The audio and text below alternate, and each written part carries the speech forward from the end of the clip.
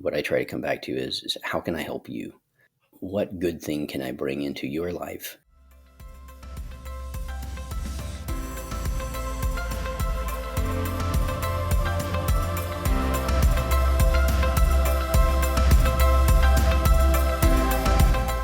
But today's word is going to be apogee.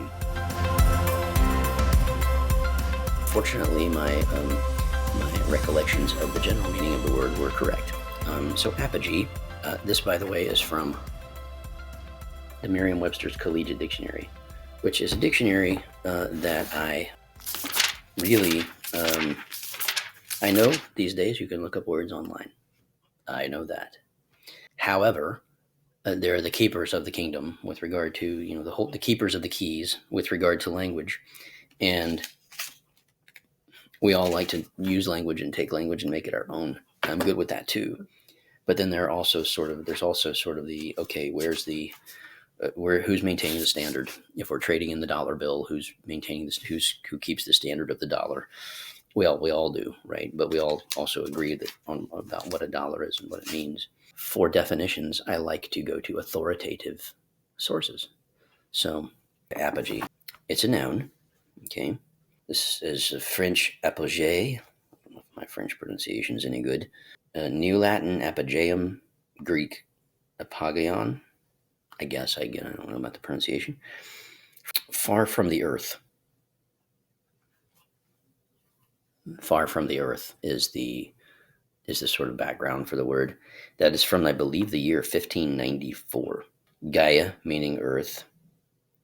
And of course, many of you might be familiar with the word Gaia and that term. And then apo, far away. The dictionary definitions are: number one, the point in the orbit of an object as a satellite. These are better glasses for reading.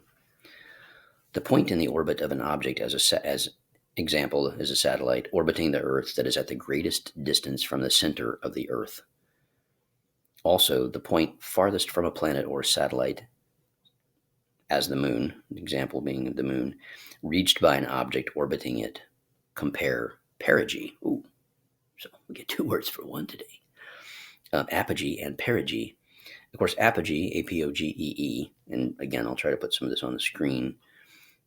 Reading it helps to absorb it for some of us. The second definition is the one that actually, I'm kind of proud of the fact that I was referring to the second definition. Hopefully we can get it to be the first part of the definition, although I don't necessarily advocate for that. The second definition is the farthest or highest point. And that is the meaning that I was trying to allude to. The apogee, the farthest, the highest point. Culmination is the other word given. The example provided is the Aegean civilization reached its apogee in Crete. And delightfully, this word has an adjective version. A-P-O-G-E-A-N, apogean. Apogean is the adjective form of apogee. So when you're talking about the culminating point, the furthest a thing can go. Now, of course, it's interesting to me too that when we look at this word, it's got this nice little graphic. Let's see, right? Apogee.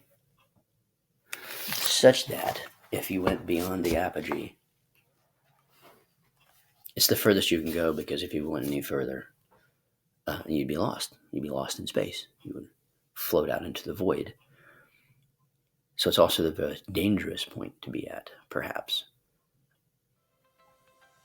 Anyway, there's probably more that we can do with this awesome and wonderful word, but you can safely use the word apogee to refer to the highest point, the furthest a person or human or thing can go, the pinnacle of achievement, the culmination of effort.